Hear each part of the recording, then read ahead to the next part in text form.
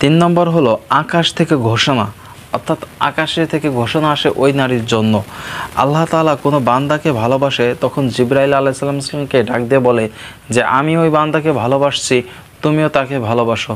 তখন জিবরাইল আলাইহিস সালাম আসমানের যত ফেরেশতা আছে সমস্ত ফেরেশতাকে তিনি আবার খোঁজ দিয়ে দেয় যে আল্লাহ তাআলা অমুক বান্দাকে ভালোবাসছে, আমিও অমুক বান্দাকে ভালোবাসছি, তোমরাও তাহাকে ভালোবাসো।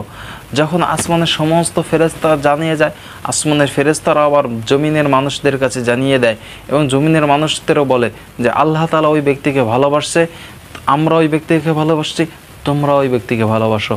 দেখা যাচ্ছে কি একটা মানুষের প্রতি একটা মানুষের আসক্ত হয়, একটা মানুষের প্রতি একটা মানুষের ভালোবাসার সৃষ্টি হয়, সেটা হারাম পথে নয়, হালাল পথে। তখনই বোঝা যায় যে এই মানুষটার প্রতি আল্লাহ তাআলার একটা রহমত, অর্থাৎ এই মানুষটার প্রতি আল্লাহ তাআলার একটা খাস দয়া, অর্থাৎ এই মানুষটার প্রতি আল্লাহ তাআলার একটা ভালোবাসা রয়েছে, যার কারণেই আল্লাহ তাআলার তরফ থেকে এই মানুষদেরকেও মানুষরাও ভালোবাসতেছে।